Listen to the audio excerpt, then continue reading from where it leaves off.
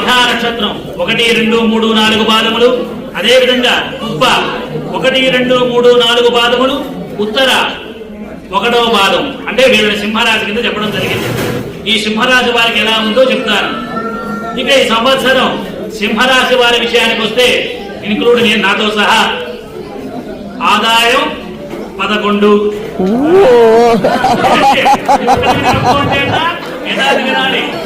ఆదాయం 11. తదుపరి ఏమెంత?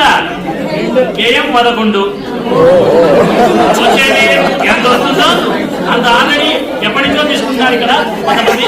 ఆదాయం 11, వ్యయం 11. పాపం బెటరే, నాట్ బ్యాడ్.